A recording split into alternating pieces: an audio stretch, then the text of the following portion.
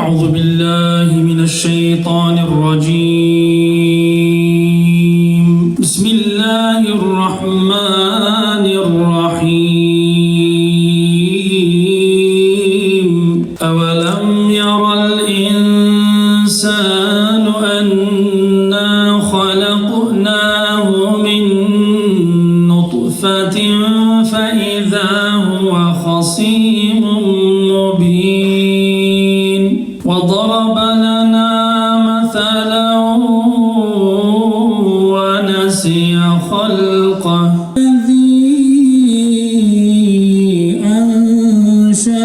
Hamd, alemlerin Rabbi olan Allah'a mahsustur. Salat ve selam, vahdet ve kurtuluş önderi Hazreti Muhammed'e, ehli beytine, ashabına ve kıyamete kadar yolunu sürdürenlere olsun. Rabbimiz Subhanahu ve Teala buyuruyor ki, doğrusu bu sizin ümmetiniz tek bir ümmettir. Ben de sizin Rabbinizim. O halde bana kulluk edin. Vahdet, Müslümanların kardeşlik esasına dayanan birliğidir. Ancak müminler kardeştir. İslam, insanları başka hususiyetlerden dolayı değil, ancak inançlarına ve dinlerine göre tasnif eder. İman eden ve İslam dinine mensup olanları kardeş ilan edip bir topluluk kabul eder. Ve bunlara İslam ümmeti adını verir. Kuvvet sahibi olup şer güçlere karşı İslam'ın ve Müslümanları savunabilmek için her Müslümanın vahdet için çalışması şarttır. Cahillerin kutunu, zamanın nemrudunu yıktı yerlere seri. Binavi Khudai Rahman Rahim Bi cemal hamdu senayi kalbu can emdedim boy halık-ı kevnu mekan vi bi insanda yazanil bakerem fendunu hem hikmetu ilmu kalem muselinu enbiya misli barana bahari lev Muhammed hoş habibi zülcelal sahibi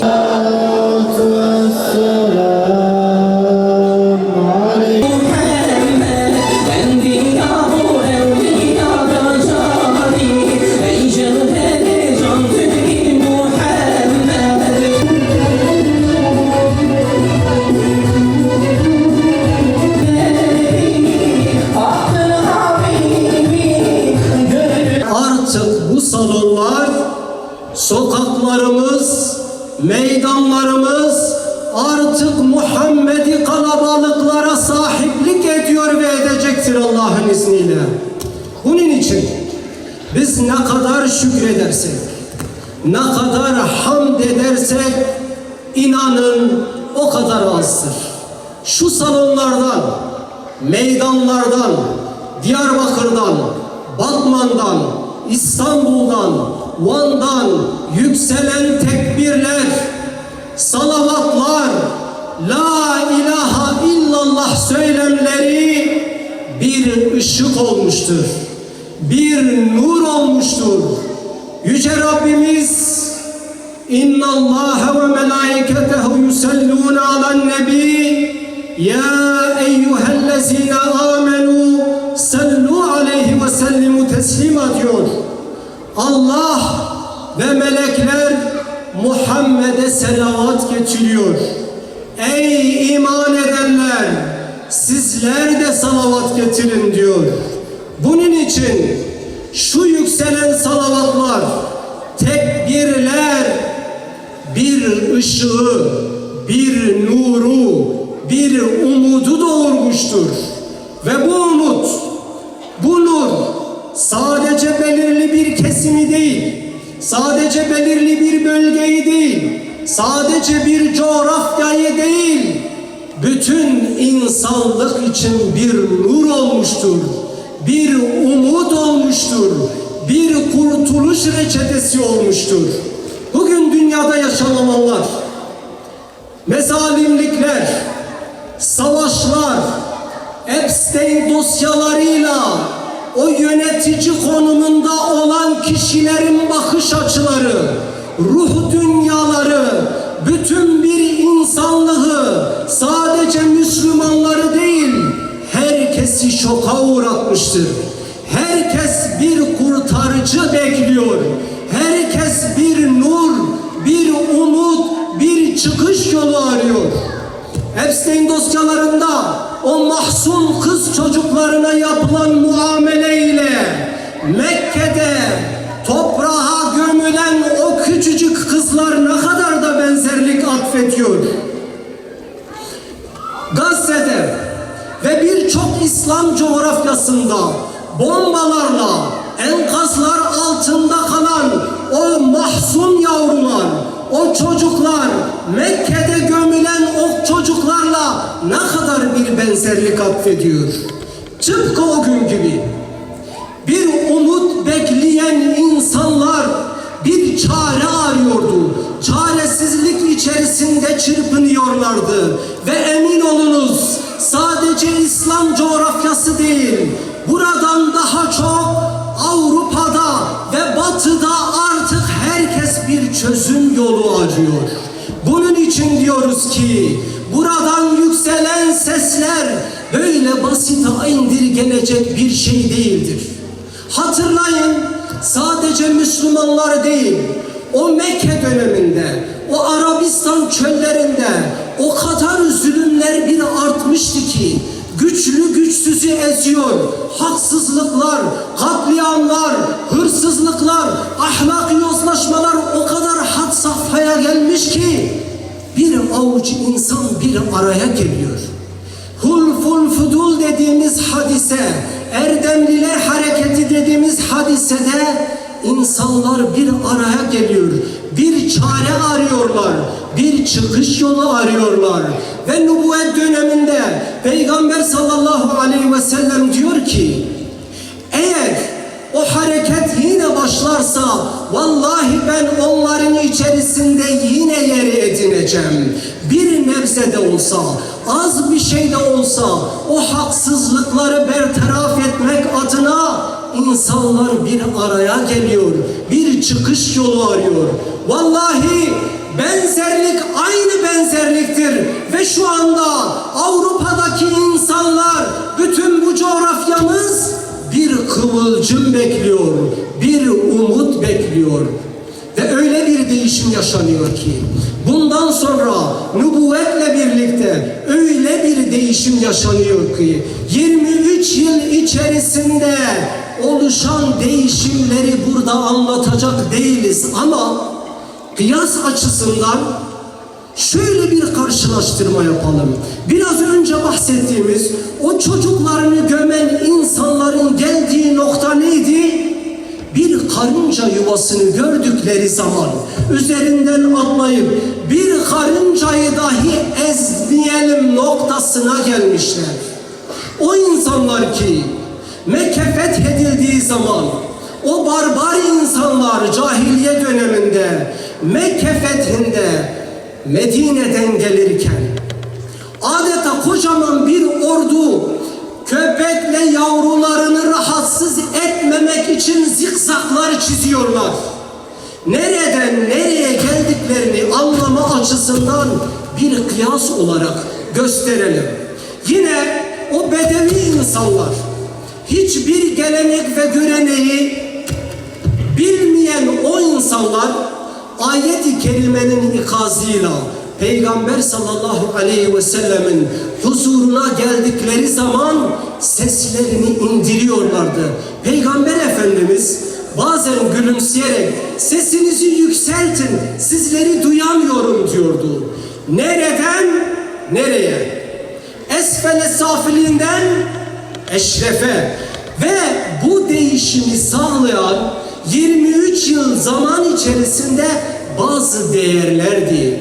Değerli ve aziz peygamber sevdalıları, o değerler içimizde. Onların kıymetini bilmemiz gerekir. Çünkü ashab bu değeri çok iyi biliyordu.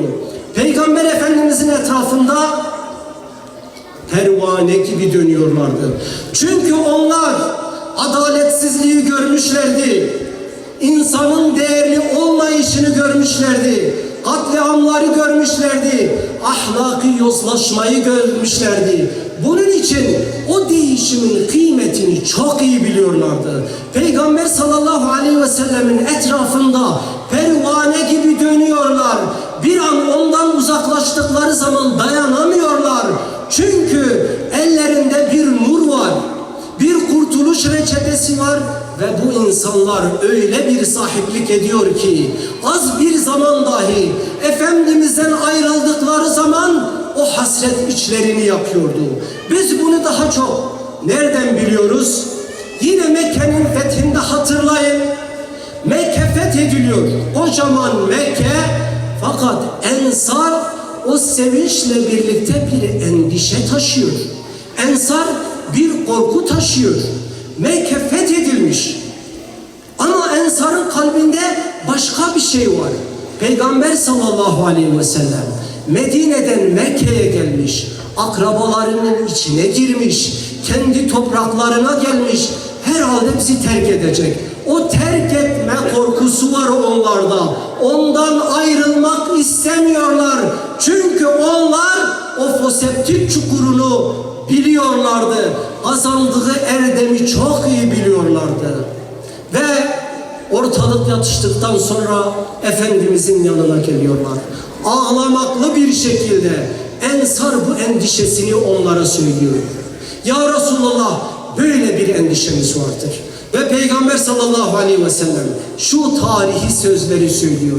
Benim yaşamım da ölümüm de sizinle olacak. Ve neticede Mekke fethedildikten sonra Ensar'la birlikte Medine'ye dönüyor ve ta ki orada vefat ediyor. Buradakiler ve toplum içerisindeki insanlarımız eğer kendi çocuklarını gönül rahatlığıyla okula göndermiyorsa bu büyük bir musibettir. Dolayısıyla biz o ahlaki değerlerden uzaklaştığımız zaman Allahu Teala diyor ki ashaba söylediği gibi bize de söylüyor. Sıkıntı çekeceksiniz. O ayet sadece ashaba söylemiyor. Bu ayet bütün bir insanlık için. Siz o ahlaki değerlerden uzaklaştığınız zaman Muhammed sallallahu aleyhi ve sellemin getirmiş olduğu değerlerden uzaklaştığınız zaman sıkıntı çekeceksiniz. Ve bunu bize anlatan, daha çok uygulamasıyla anlatan bir Hazreti Ebubekir vardır.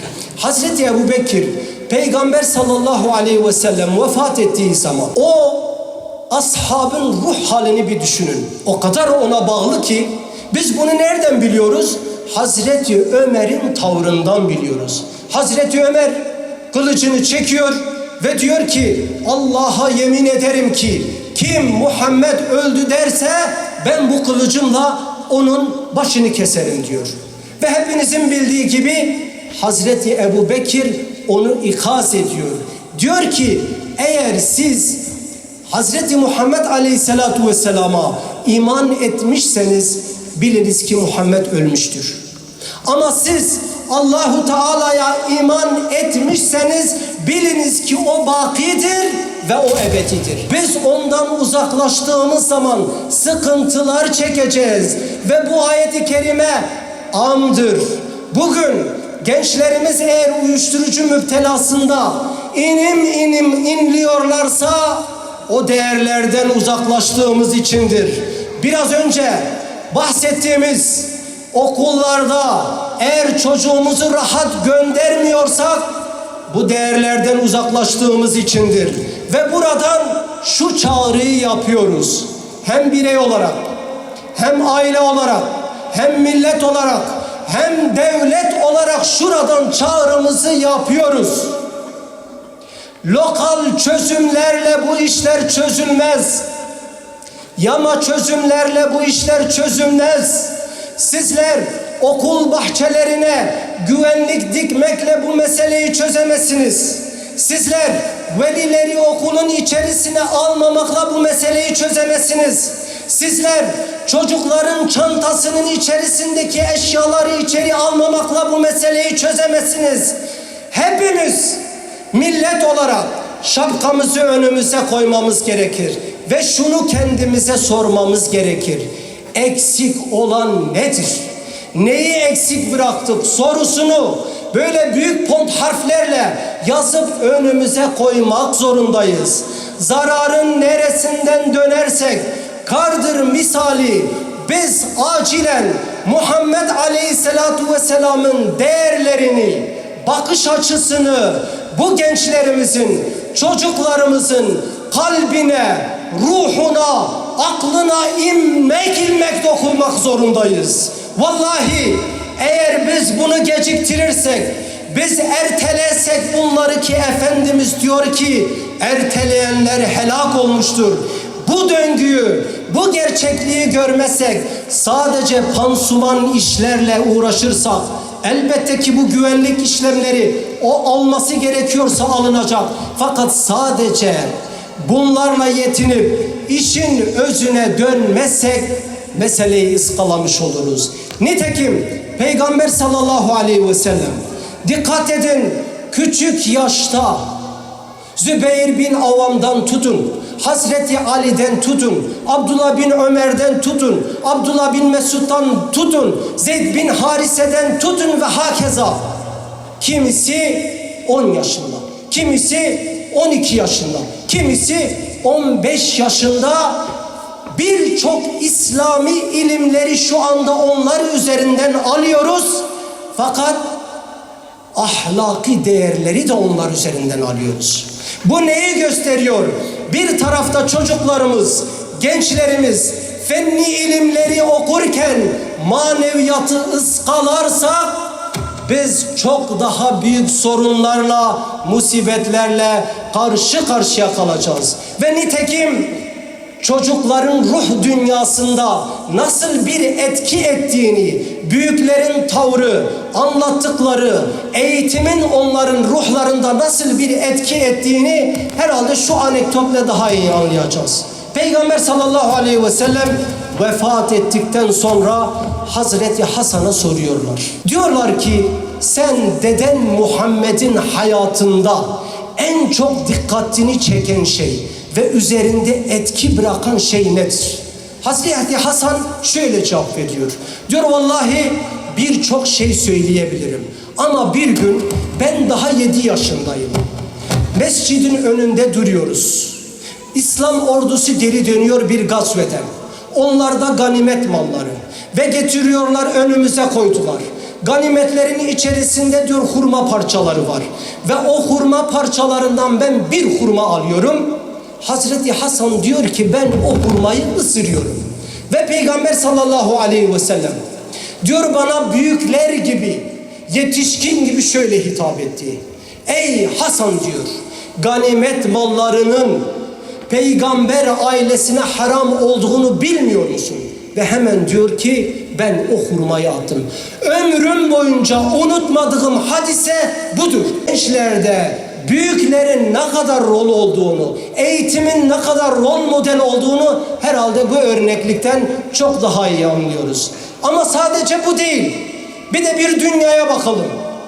Bu savaşlara bakalım. Artık ölümleri bize kanıksadılar. Artık savaşları bize kanıksadılar. Ya Gazze'de o parçalanmış bedenleri artık normal görmeye başlıyoruz. O toprak içerisinde un toplayıp açlığını gidermek isteyen o çocukları kanıksamaya başladık. Dünya bir değişim içerisindedir. Ve bu zulmü reva gören, biraz önce bahsettiğim hangi ahlaki yozlaşmayı yaşadıkları o Epstein liderlerinin değişimi vallahi bu fakir fukarayla olacaktır. Ne zaman ki dünya zifiri bir karanlığa battığı zaman bu nur, bu ışık, bu Muhammed'i sevda bir umut olarak gelmiştir. Bir kurtuluş olarak gelmiştir. Batı medeniyetini buraya taşıyıp hala taşımak isteyenlere de sesleniyoruz. Ey Batı, Batı medeniyeti ve onların sevdalıları olanlar, bu milletin yakasından düşün. Vallahi eğer siz bu milletin yakasından düşmediğinizde tıpkı tarihteki Ebu Cehiller gibi, Ebu Lehebler gibi, Utbeler gibi, Şeybeler gibi sizler tarihin çöplüğünde kaybolacaksınız. Ve biz buradan bir çağrı daha yapıyoruz. Vallahi şu gençlerimiz, şu ruhu taşıyan gençlerimiz, meydanlarımız, eğer biz Muhammed Aleyhisselatu Vesselam'ın davasına sahiplik edersek Allahu Teala bizleri aziz edecektir. Eğer biz onun değerlerine sahiplik edersek Allahu Teala bizleri aziz edecektir. Çünkü biz şunu nereden biliyoruz? Bakın binlerce köle arasında Bilal-i Habeşi'yi Hazreti Bilal yapan sevda Muhammed'i aşk değil miydi? La ilahe illallah Muhammed, Muhammed, Muhammed Resulullah. İllallah, illallah, la ilahe illallah. Tanrı'ya Mevla, kainatın aşkına.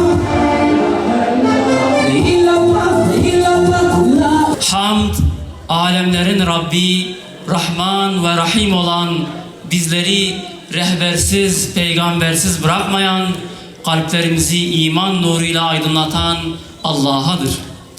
Salat ve selam, güzel ahlakı tamamlamak için gönderildim buyuran, karanlıklardan aydınlığa çıkışın kapısı, insanlığın iftihar tablosu, vahdet ve kurtuluş rehberi Hazreti Muhammed Mustafa sallallahu aleyhi ve sellemin, ehli beytinin ve ashabın üzerine olsun. Ey alemlerin Rabbi olan Allah'ım, bugün ümmeti Muhammed hüzünlüdür.